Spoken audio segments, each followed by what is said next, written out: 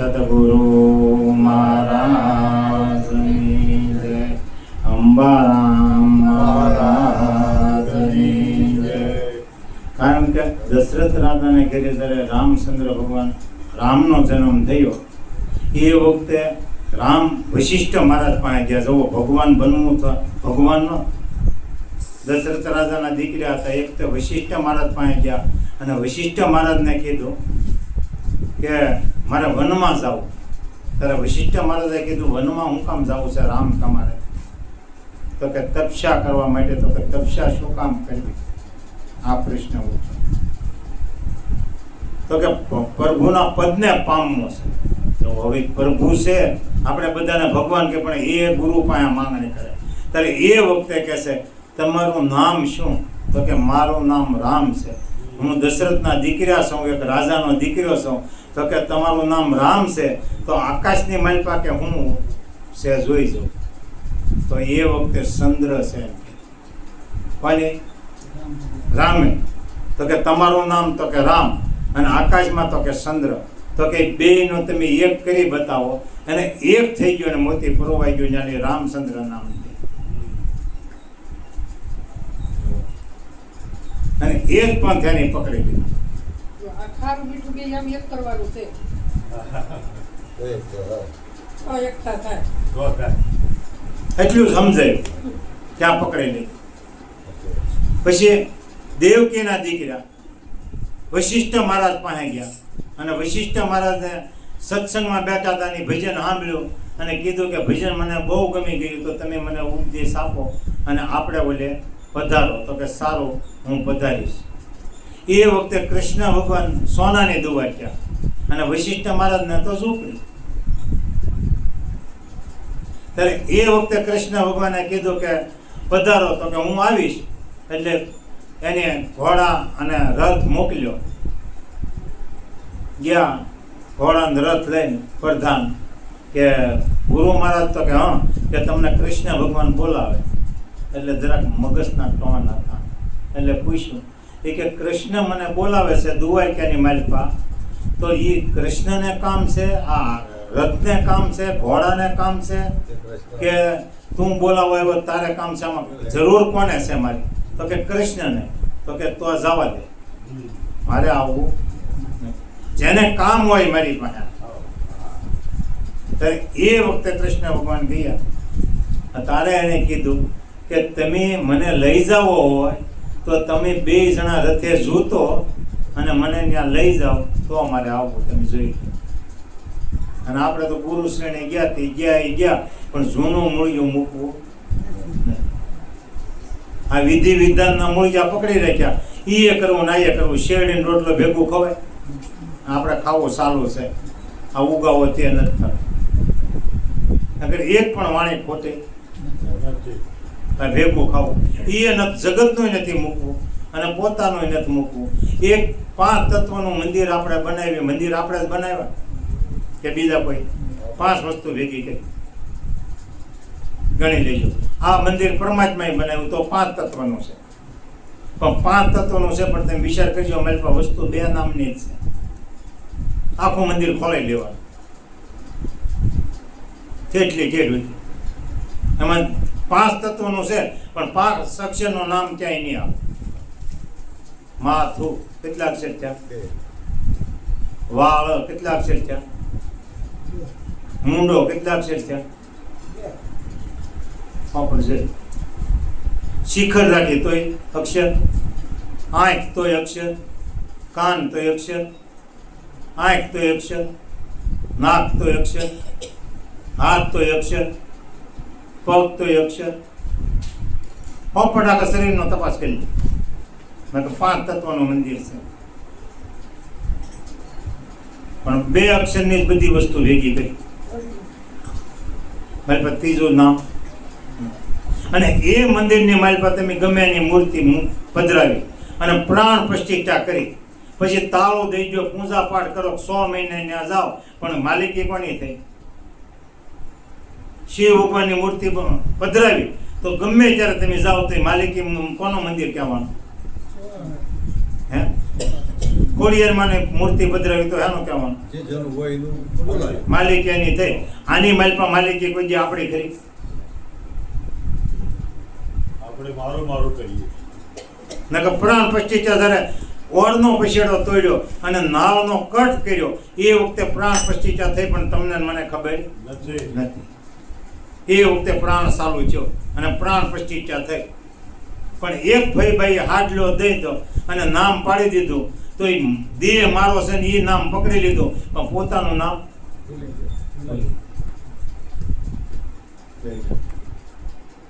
નકર નામ લઈને આવ્યા હતા. જાઓ તારે નામ ભેગું આવવા. એક ભાઈ ગુજરી ગયા, મંજીભાઈ. તો એ મંજીભાઈ ગુજરી ગયા પછી એક મંજીભાઈ પૈણું લઈને આવે છે, એક મંજીભાઈ ખબર કાઢવા આવે છે, તો એમાં કોણ ગુજરી ગયું? એક વિચાર કરવા જેવો. પણ આ મંદિરની માલપા પ્રાણ પછી આપણે કરીએ, પણ એ જો આની માલપા મીરાબાઈ કૃષ્ણને મૂર્તિ પધરાવી તો ઠેઠ સુધી કૃષ્ણનું જે મંદિર થયું. પછી ચોરી કરવા ગયા, સોરનું જો આમાં પ્રાણ પ્રતિષ્ઠા કરો તો ઠેઠ સુધી ફલાણા ભાઈ મરી ગયા તો કે કેવા હતા કે સોર. ઘણા એ ભણી અને ડોક્ટરની પધરામણી આમાં કરી, ઠેઠ સુધી મરી ગયો તો એ ડોક્ટરનો ડોક્ટર. આમાં જેવી પ્રાણ પ્રતિષ્ઠા કરશો અને જેનું ભેખ માલપા ગુરુ ધારણ કરશો એ એનું જ મંદિર કહેવાય. એટલે 24 કલાક ભજન થઈ જ જાય, કરવું ન પડે. હું માણસ છું એ વિચાર કરવાનો. 24 કલાક આપણે માણસ થઈ કે ફરીએ છીએ? આ બહુ વિચારવા જાય. 24 કલાક આપણે માણસ નથી થઈ શકતા. અને આ જેટલા મહાન થઈ ગયા ને એની જે તમને ગમે એની પધરામણી આમાં કરો, પણ માલિકી જેટ સુધી છેલ્લા સવા સુધી એની રહેવી જોઈએ. એટલે મોક્ષ ગતિ છે ને છે. પણ આપણે તો બસ ગોતવા જ જઈ. કોઈ ગંગામાં ગોતે, કોઈ નાળામાં ગોતે, કોઈ મંદિરોમાં ગોતે. અને ઋષિ મુનિએ ખોટા નથી બનાવ્યા.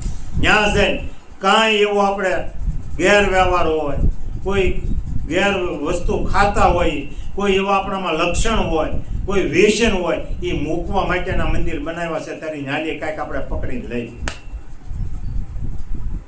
એ ચારધામની યાત્રા ખોટી નથી કરી. આ બધી વસ્તુ મૂકવા માટે કરી. પણ ન્યાલો કાંઈક નો કાંઈક પકડીને આવી કે ભૂરાભાઈ ગયા હતા ને તે ન્યાત કે આમ પગ્યા લાગતા હતા, કાંઈ ભૂરાભાઈ કે છે ને પણ આ ખાતા થાય પકડીને લઈ. પણ આપણે જે કરીએ છીએ ન્યાલો કોઈ વસ્તુ મૂકવા જતા નથી. અમૂલ લેવા દો. કાંઈક લઈને આવી. નક્કી મંદિરોની ખોટી વસ્તુ નથી બનાવી. મૂકવાની છે. અને આ બધા મંદિરો તમે જોઈ લો, પ્રાણ પ્રતિષ્ઠા જેના નામની થઈ, છેલ્લે સુધી ઠેઠ સુધી મંદિર તમે પૂજા કરો કે ન કરો, તાળો મારો કે ન મારો, ગમે ને પૂછ્યો તે મંદિર એનું માલિકીનું કહેવાય. અને આ મંદિર કોઈ આપણી માલિકીનું નથી. પણ એક જ વાત, પ્રાણ પ્રતિષ્ઠા એવી કરો, નરસૈયા કરી જવો અમર બન્યા. આ જેટલા મહાપુરુષો બન્યા એની પ્રતિષ્ઠા એવી કરી. સતી સાવિત્રી પતિવ્રતા નારી, પતિની માલપા પ્રતિષ્ઠા કરી તો યમરાજા પાણી સોડાવીને લાવી જોઈ. સતી માતા અનસોયા પતિવ્રતા નારી, પતિની પ્રતિષ્ઠા કરી તો બ્રહ્મા વિષ્ણુ મહેશને બાળક બનાવવા જોઈએ. આ શક્તિ જેવી તેવી નથી. પણ આપણે મેં કીધું એમ 24 કલાક છે એમાં 48 જાતની આપણે માલપા પ્રતિષ્ઠા કરી. એટલે મેળ પડે એવું આ સમજણનું ફરક કે ગુરુ શ્રેણી જ્ઞાન સમજાવ્યા તો પ્રતિષ્ઠા ગુરુ મહારાજને જ હોવી જોઈએ. મારી જેવા આચાર્યોને એ નથી.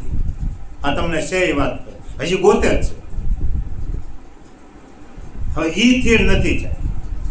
હું માવો ખાતો હોત મારે તમને ન કહેવાય બીડી બેન કરવા.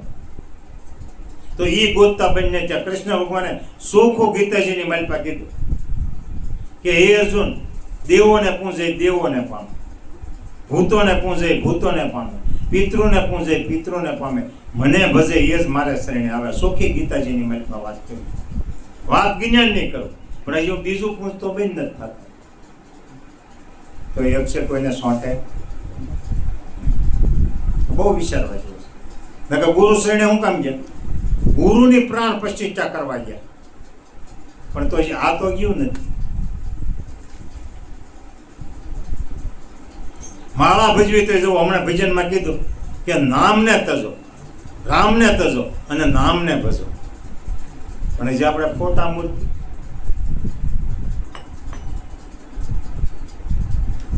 સીધી જ વાત કરી, બધા ભજનોમાં જવો, શાસ્ત્રોમાં જવો, પુરાણોમાં જવો, પણ ત્યાં આપણે ઊભું રહેવું નકર કોઈ પણ ભજન કે સાખી આ મહાપુરુષોએ લખ્યો તેના ફોટાની તેની મૂર્તિની કોઈ વસ્તુની જરૂર નથી. આ ભજનો સાખ્યું લખ્યો ને એ એની યાદી જ છે, એ આપણે માટે મુકતા ગયા. અને કૃષ્ણ ભગવાન આખી ગીતા વાંચી લીજો, એને એમ નથી કીધું અર્જુનનું અમર છો, એવી વાત નથી કરી. અર્જુન આત્મા અમર છે, આ વાત કરી. પછી જાગ્રત સપનું સુસુપ્તિ અવસ્થાની વાત કરી, તો એ આપણને ખબર છે કે પાડોશી ને અત્યારે આપણે જાગ્રતમાં બેઠા તો ભજનમાં બેઠા એ આપણને ખબર છે. સપનું આવ્યું તો એ આપણને ખબર કે પાડોશી ને હે કોને ખબર છે? ત્રણેય અવસ્થામાં આપણી હાજરી છે, છતાં આપણે બહાર ગોતવા જઈએ છીએ. ક્યાંક તો ગાઢ નિંદ્રામાં એક પડકે હોઈ રહ્યો, મને ખબર નથી, તો ખબર રાખવા વાળો કોક છે કે નહીં? એને ગોતવાનો ને એને સમજવાનો, બીજાને કોઈને નહીં. પેલા પોરમો હૂતો હોય ને તો એને કોઈ અવાજ થતો હોય જોણતો હોય પછી એ પાછો બોલે અવાજ હા. કે તમે બોલતા તે બધું અભળો થતો છે ને એ પાછો એવું પૂછે પેલા ને કે પાછો તમે બોલતા તે ભૂઈ ગયા છે અભળો તો થતો. આપણે મર્યા તો નથી. સોર આવ્યો તેને અટકાવતો નથી, હગાવાલા આવે તો આવકાર નથી દેતો, નકર મર્યા તો નથી. ઊઠું નહીં પણ તોય સતત કે જોઈએ એ અવસ્થામાં હોય તો પછી બીજી આ ત્રણેય અવસ્થામાં જે વસ્તુ છે એ જ અમર છે. અને પછી છેલ્લી તુરિયામાં હોય એટલે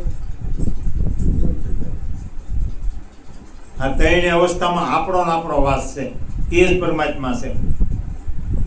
બાકી ગોતવા ગયા કોઈ વસ્તુ મળે એમ નથી. પોતાનામાં જેટલા બહાર ગોતવા ગયા એટલા ભટકી જ ગયા, પાછા વળ્યા ને અંદર ગોત્યો એને જ મળ્યું.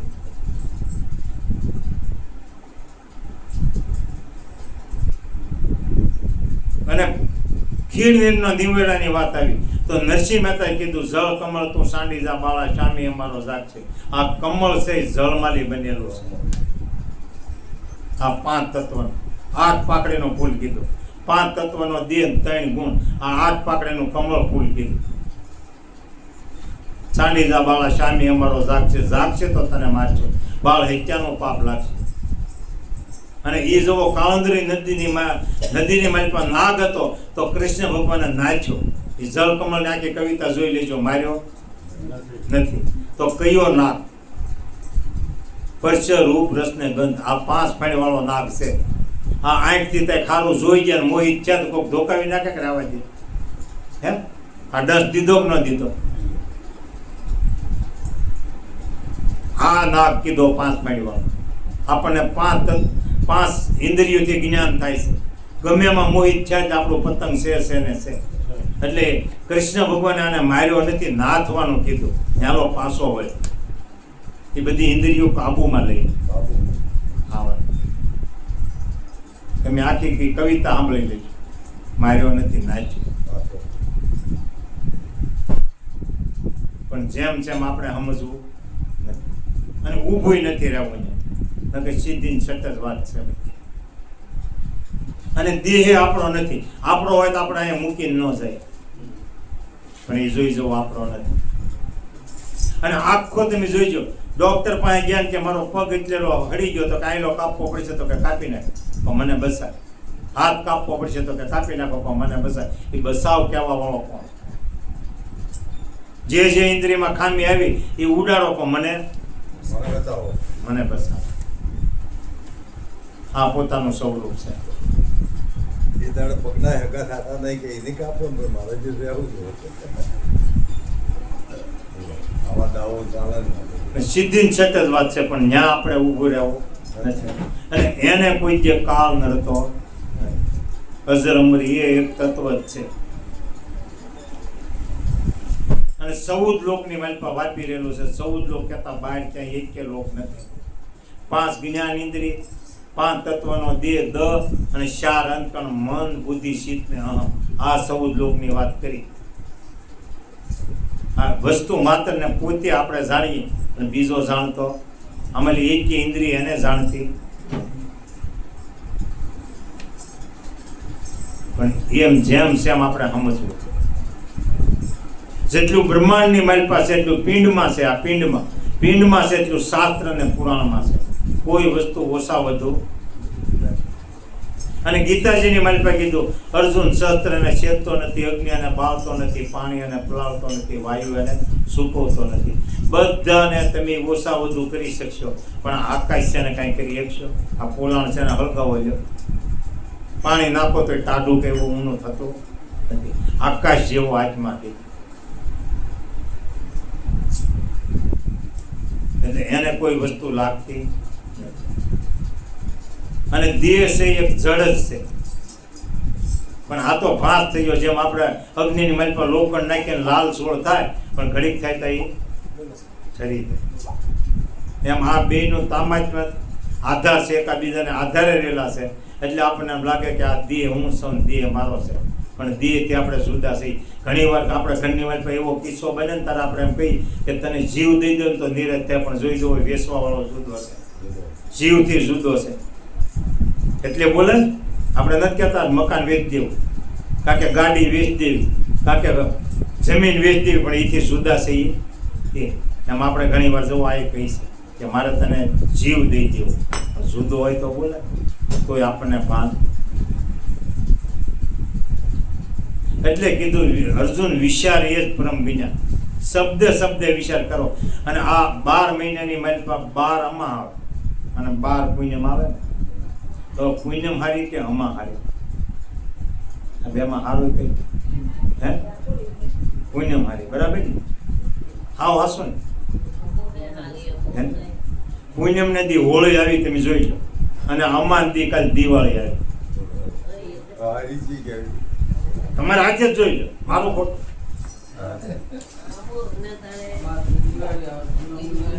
હું આવ્યું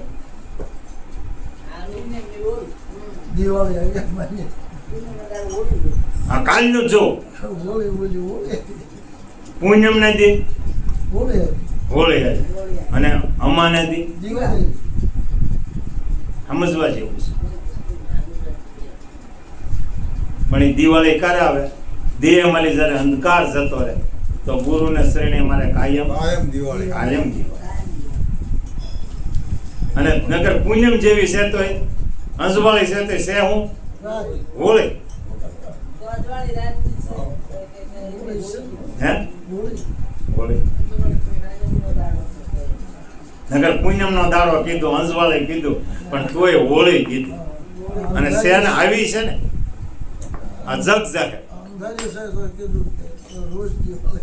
અને આ તો અંધારું છે તો દિવાળી. એટલે હોળી જેવું છે. ચલો જોણા થઈને તો દિવાળી નક્કી થઈ જાય. અને પેલા તો બધું છે. પછી 12 મહિનાની મલપા શ્રાવણ મહિનાને આપણે પવિત્ર કીધો, અને માગશર મહિનાની મલપા એક તહેવાર આવતો નથી તો એને આપણે વાંજ્યો મહિનો કીધો. કઈ છે ને કે માગશર મહિનો વાંજ્યો મહિનો, એક તહેવાર આવે નહીં. પણ ગીતાજીની મલપા એ અર્જુનને કહે છે, અર્જુન માગશરી માસી હું છું. આપણે જગતને લીધે બધું ઊંધું હોય અને જગતની રાહી હાલી છે. આ દુઃખ એને લીધે છે. નકર કોઈ પણ ભજન શાસ્ત્રો કોઈ પણ તમે આ જોઈ લો, તમારે જ કહેવું પડે. આ કાલનો દાખલો કેટલા કેમથી દિવાળી આવે છે, દિવાળી આવે, આપણે કલાકો ગણતા હતા, દી ગણતા હતા, પણ તો એ અમાની દિવાળી આવી અને પૂનમની હોળી.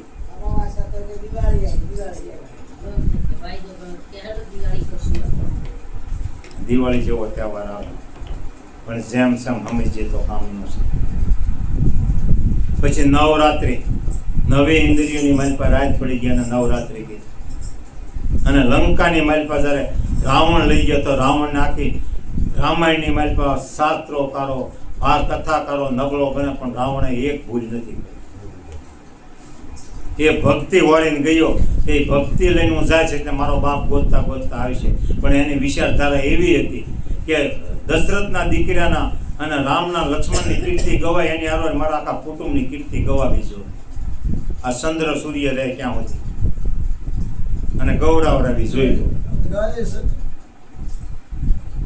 નકર એને પોતે જ એકના ને રામના જે મરવું હતું તો મામા મારીશ ને મરુપલો હું કામ બનવા દે? એ જ ન બને રામ મારે એટલે મોક્ષ ગતિ પ્રાપ્ત જ હતી. પણ એની એ વિચારધારા નહોતી. એટલે ગીતાજીની મારી પાસે કૃષ્ણ ભગવાને કીધું બીજા અવતારમાં, અર્જુન વિચાર એ જ પરમ જ્ઞાન. એની વિચારધારા જો આખા કુળને મોર કર્યું છેલ્લે પાછળ. અને એ વખતે પહેલા દિવસનું યુદ્ધ જ્યારે હાલ્યું ત્યારે એ વખતે બહુ ઝાઝા વાંદરનું સૈનિક કપાણ.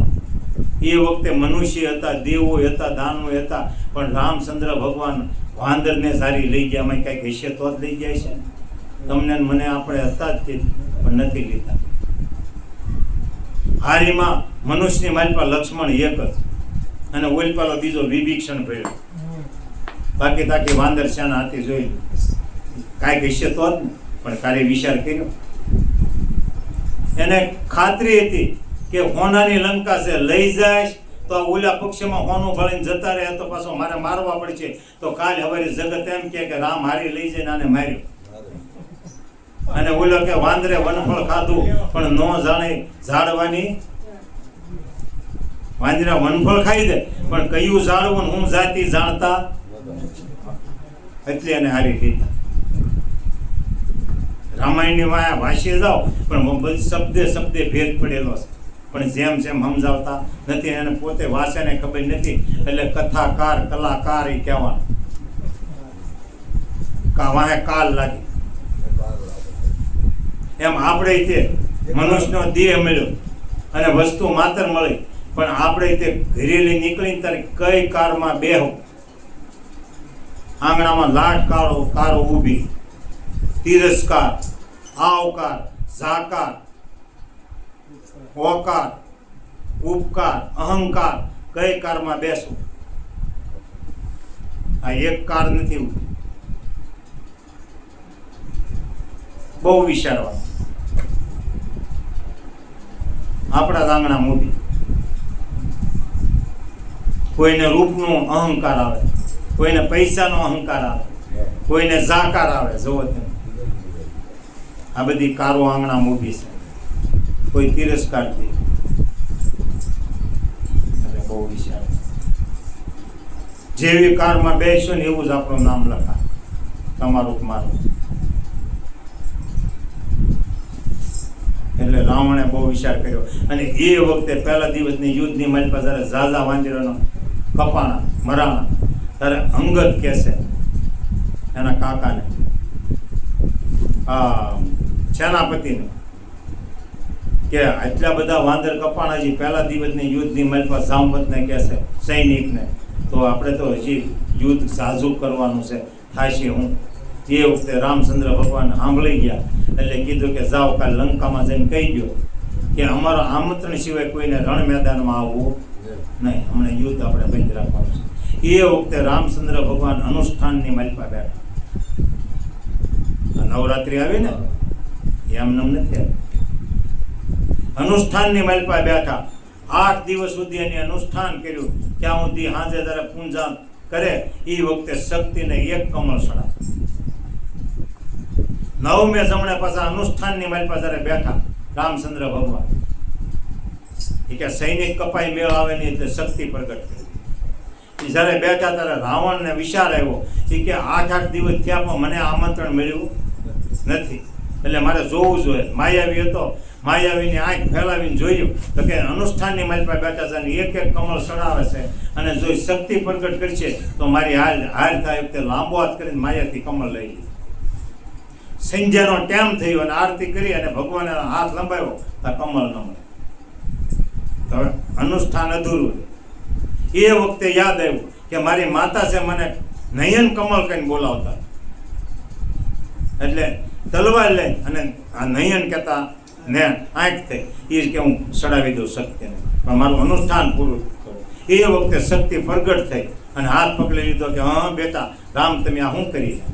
તો કે માં મારી આ અનુષ્ઠાન પૂરું નહોતું થતું. તો કે પુરુષ છે જા કાલ તું 22 ને 23મું બાણ લઈ છે અને તારે નહીં લડવું પડે. મારી શક્તિથી રાવણ એક પણ બાણ ખમી નહીં. આ તેદુની નવરાત્રિ આવી. પણ આપણે નવરાત્રિ શું કર્યું?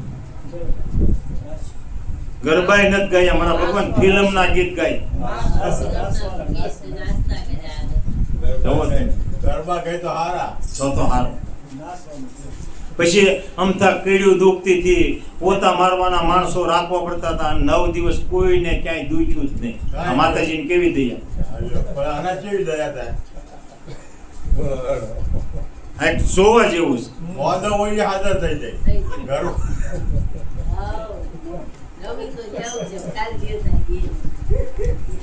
નકર નવરાત્રિનો પર્વ જેવું તેવું નથી. રામચંદ્ર ભગવાને અનુષ્ઠાન કર્યું થઈ જવું. અને એ વખતે શક્તિ પ્રગટ કરી અને એ વખતે જયારે રાવણને છેલ્લા યુદ્ધને છેલ્લે દિવસે મારે છે એ વખતે રાવણ રામ કહીને પડે છે. અને એ વખતે લક્ષ્મણ કહે છે કે કાં કેમ થઈ? ત્યારે રામે કીધું કે રહેવા દે લક્ષ્મણ, તારે વિદ્યા શીખવી તો ન્યા જા, એની પાસે રાજ વિદ્યા છે. ત્યારે માથા પર જઈને ઉભો રહ્યો ત્યારે રાવણે કીધું તો ત્રાહું મોઢું રાખે. એ કે લક્ષ્મણભાઈ તો કે તમે વાત કરતા હતા ને કે તમારા કુળમાં હરાજ નાખેવો ન રહેવા દો. આ રાજ તિલક કર્યું કોણ? વિભીષણને જ કર્યું હતું. કે બાણ લઈને જમીન મીડ્યા હતા લક્ષ્મણે ખોતરવા. તો કે તમે ભણવા આવ્યા કે ભણાવવા? તો કે ભણવા. તો કે શરણે જવું જોઈએ, આ માથા માથે નહીં. પછી શરણે જાય ત્યારે કીધું કે લક્ષ્મણ કાન ખોલીને સાંભળી લે, તું એ તારા ભાઈ કોઈ, મારો ભાઈ એણપા, પણ મારો ભાઈ એક મારી કોઈ હોત ને તો તમને બેને અયોધ્યા સુધી દોડવે, તેટલી મારામાં શક્તિ હતી. કે જેમ તેમ નહોતું. બ્રાહ્મણનો દીકરો હતો ને એવો એ વખતે વેદવાન કોઈ નહોતો. પણ સંગ કોનો કર્યો? અસુરીનો, એટલે રાક્ષસ કહેવાનો. અને એના ઘરમાં સતી મનોદરી. નકર રાક્ષસના ઘરમાં સતી હોય નહીં. પણ બ્રાહ્મણનો દીકરો અને એવો તપસ્વી ને એવો જ્ઞાની માણસ હતો. પણ એની વિચારધારા ઓછી હતી. એ તો શાસ્ત્રોકારો એને હલકો કરે. નકર એક પણ ભૂલ નથી કરી. અને વાંચતા વાંચતા એમ કે મારી દુકાનમાં એકવાર આ વડવાળો હતો ને એના ઓલો સામે તો હોય કોપરો રહ્યું સ્વામિનારાયણનો અત્યારે સત્સંગ હાલે એ કર્યું. ત્યાં કથા હતી તે કથાવાળા કહેતા એ કે અયોધ્યાની માલિપા કે જયારે શિવ ધનુષ નહોતો ભાંગ્યું તેદુની દાય જતી લ્યો. હું કહી લેવું દાય હોય તો સીતાનું હરણ કર્યું તો લંકામાં ન ઉતારે? પણ ઈએ ભૂલ ન કરી. મારા બાપે એને વનવાસ દીધો તો મારે એને ગામમાં ન લઈ જવાય, વનમાં ઉતાર્યા. પણ ક્યાં વનની માલિપા ઉતાર્યા? કે અશોક વાટિકામાં જ્યાં હરકને શોક નહોતો ત્યાં મૂક્યા. પણ આમ જ વાસે.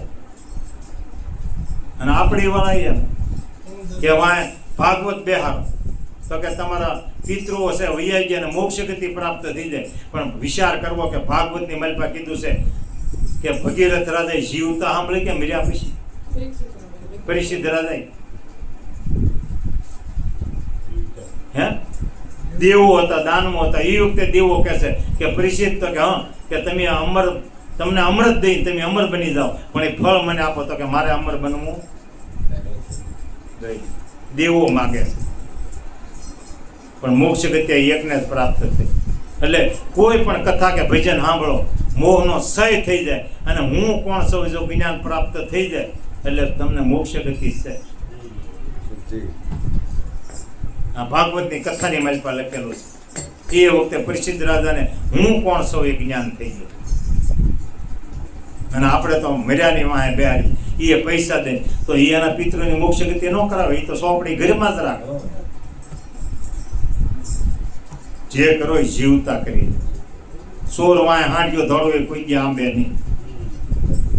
પણ આ તો બધું પેટ વાસ્તે કરી મૂક્યું. અને હવે તો મોબાઈલ આવ્યો. પહેલા તો કુરુક્ષેત્રના મેદાનની યુદ્ધ હાલતું હતું ત્યારે જે આંધળા હતા ધૃતરાષ્ટ્ર એનો પ્રધાન હતો. એને દિવ્ય દ્રષ્ટિ આપી હતી. એક જ ભાવતો હતો અર્જુને ક્યુ બાણ ચડાવ્યું ને કેમ છે ને. અને અત્યારે દિવ્ય દ્રષ્ટિ ટીવી એવું તમે નામ આપ્યું. અને અત્યારે મોબાઈલ આખી દુનિયા તમારી ગમે કેટલા કિલોમીટર દૂર બન્યું હોય પણ તમારી હગી આંખી ભળાત નથી ભળાતું.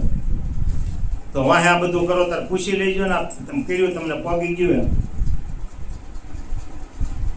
એટલે જીવતા કરી લે. અને સંતોએ સાકી લખી તો કેવી લખી? પ્રથમ કોને સમરીએ કોના લઈએ નામ, માતા પિતા ગુરુ આપણા, પછી લઈએ અલગ પુરુષનું નામ. ભગવાન કે વૈજો રે ને તો મારું નામ લેજે, ને કે મારું નામ લેવાની જરૂર.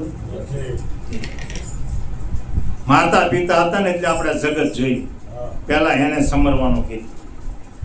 અને ગુરુ મહારાજે કીધું ઈથી વૈજ ને તો મારો, અને એની વાહે પરમાત્મા રહ્યા. પણ આપણે 5 દીકરા હોય, 3 દીકરા હોય, તો એને 20 વર્ષના કર્યા, પરણાવ્યા ભણાવ્યા, એને ભારે ન પડ્યું, ઝૂંપડામાં રહીને દાળિયું કરી. અને આપણે 5 સહી તો 2 માવતર મોંઘા પડ્યા, અને આશીર્વાદ લેવા મંદિરમાં જઈ કોઈ જ નહીં મળે. આશીર્વાદ ન્યા મળે છે. પણ આ 2 દેવોને ભૂલ્યા, અને 33 દેવને પીજે ટીંગાણ. આ ભૂલ ન્યા છે. 33 દેવની ઓળખાણ કરે છે. આ 2 નો હોત તો પણ વિચારતા નથી. એટલે બહુ વિચારવા જેવું છે. અને તમે સમજવા શીખ્યા, જ્યારે દેહ છૂટી જાય ગમે એવો શબ્દ કાઢજો, માં શબ્દ પહેલા લાગશે, બાપ તો પાછળ જાય. કોઈ પણ ની બાપ શબ્દ લગાડજો, નહીં લાગે. હે કોઈ માં નહીં, કારખાનું ભારખાનું માં જ આવી છે. તમે ગમે એ બોલો, ગાય બોલજો, કોઈ બી અક્ષર બોલો. ઠીક પડે એવો તમે શબ્દ કાઢજો. સમજવા શીખ્યા ત્યારે 1000 વર્ષ જીવો, 1000 વર્ષમાં ગમે શબ્દો કાઢજો, માં શબ્દ લાગશે, બાપ નહીં લાગે. કેટલો મહિમા. ગમે એવું બોલો. ભજનમાં, કારખાનામાં, ભારખાનામાં, બાથરૂમમાં, સંડાસમાં, નદીમાં, નાળામાં માં લાગશે. મંદિરમાં તો પછી હારો ટેકરો તો એ બેઠો, હારો ધરો તો એ બેઠે, હારો પથ્થર તો એ બેઠે. અને 3 ફેરાવાદ આપણને મોર હાલવા દીધા. ઘણા ઘોડે ચડીને ગયા, તલવાર લઈને ગયા. 4થે ઘોડે કીધું કે મોક્ષ ગતિ પ્રાપ્ત નહીં કરો, પાછળ લઈ જાઓ. પણ કોઈ આપણને સમજાતું નથી. એટલે આશીર્વાદ જોતા હોય ને તો એને ન ઘટવા દેવું, પાછળ કાંઈ ન કરો તો હાલ છે. અને જેની એને વારે ચડાવે ને એવું ચડાવ્યું ને એનો હવાઈઓ વારો આવ્યો. એમાં મીન બેક એક બેન હતા, એક ભાઈ હતા, અને ઘરેલી બેન હતા. આમ સત્સંગી, અને એના માવતરને ઘરે રોજ સત્સંગ હાલતો, એટલે આમ સત્સંગ ભાવવાળા. એમાં એના હાહરાને તબિયત લથડી ગઈ. એવી લથડી ગઈ કે ખાટલાની માલપાસ બધું, અને નદીએ ધોવા જાય. એમાં એક મારી જવા, બીજા બેન ડાયા મળ્યા. તે કે રોજ તમે આવું ધોવા આવો ને તમને ફૂંક ને તમને રોગ થાય તો કે મારા બાપા છે. અને મારા બાપાએ 20 વર્ષનો કરીને મને હોયપો, એની હોયપો તે હું આવી, એટલે મારે સેવા કરવાની ફરજ પડે. બીજે દી હારી થઈ તો કે ભાઈ તને એ રોગ થાય તો આમ થાય ને તેમ થાય. એમ કરતા કરતા સંગ એવાનો છો, એટલે કાનમાં ભોંકી દીધો. તો કે પણ મારે કરવું હું? તો કે હાવ સારો ઉપાય છે, પણ મારું નામ દેતા નહીં. તો કે હું કે તમારે એમ કરવાનું, રાતી છે ને 2 માણસને મારા ભાઈ આવે ને કે કામે એટલે તમારે રિહાઈ જવું. બધું શીખવાડી દીધું. અને પછી હળુદન કહેવાનું કે હવે મારે ત્યાં સેવા થતી નથી, હું બીમાર પડી જાય, તમારું કોણ? ઓલાની શબ્દ લાગી ગયા. તો કે પણ કરવું હું? તો કે એમ કરીએ તો કે હું એ કે આપણે 2 વહેલા ઉભા થઈને નદીમાં પધરાય એવી. તો પછી હવારી કોઈ જ સુધી ઉઈ ગઈ. બાપા આવ્યા થતી કે આમાં તણાઈ ગયા કરીશું એમ. ઓલા ભાઈ કીધું કે એ વાત તારી હાસી છે, પણ લઈને નીકળીશું કોઈ ખામું મળ્યું તો કે ભારે કરી એ તારું હાસું. હવે એમ 2 વિચાર કરે છે. એમાં ઓલાને વિચાર એવો હતો કે હું કે આપણે ફળિયું ઘણું મોટું છે, ખાડો કરીને દાટી દઈ. તો કે એ તમારું હાસું કાંઈ કોઈ ભળે નહીં, ખડકીને માર્યું તાળું. અને 2 ખાડો ખોદવા માંડ્યા. પણ ઓલો છોકરો સમજુ એટલે જાગી ગયો. જાગીને કીધું કે બાપા તમે આ શું કરો? તો કે કાંઈ નહીં, સાનો માનો હોઈ જાય. પણ તમે જોઈજો, બાળક છે ને ભગવાનનો વાસ છે. તે એ હૂતો ખરો, પણ ગોદડાની કોઈ રાખીને હૂતો. શું કરે છે એમ જોઈ લો. ખાડો ઊંડો જોઈ એટલે પાછો આવ્યો. એ કે બાપુજી તમે ખોદો છો એટલે દાદાએ કઈ ડાયટું? તો કે તું સાનો માનો હુઈ જા. ભલે ડારો દીધો એટલે હુઈ ગયો, પણ પોલ કરી. એમ કરતા કરતા ખાડો ઊંડો છો, અને દાદાનો ખાટલો ત્યાં કાંઠે લાવ્યો. અને છોકરો ઊભો થઈ આવ્યો. એ કે બાપુજી એટલો બધો ખાડો કર્યો પણ કાંઈ આવ્યું નહીં, એના દાદાને અહીંયા હું કામ લાવ્યા કે? ત્યારે દાદાએ કીધું કે બેટા એનો વાંક નથી. કોને કહે છે? છોકરાને કહે છે, છોકરાને. મેં મારા બાપાને કે ખાડો કરીને આ રીતે ડાક્યા હતા એટલે મારો વારો ન આવે. એટલે ઓલો છોકરો બોલ્યો કે જો એના બાપાને ડાક્યા હતા એટલે આ બાપુજીનો આ વારો આવ્યો, પણ બાપુ તમે ખાડો કરીને દાટો છો, મારી રીતે આવું કંઈક કરવું પડશે ને. ઓલા પાસા ઘરમાં મૂકી દીધા. એટલે ખવાયું આવે. એટલે જીવતા હાચવી લેવું, પાછળ કાંઈ ન કરીએ ને તો હાચ. અને આજ ભક્તિ અને આજ પૂજનને જે કહ્યો ને એ આજ વસ્તુ સાચી છે. એટલે કીધું મનસા માલની જાગતા નથી, બાકી પછી બધું નકામું. એટલું કહે મારી વાણી ગુરુ મહારાજના શરણમાં બોલું છું. બોલો સતગુરુ. હા, બોલીશ.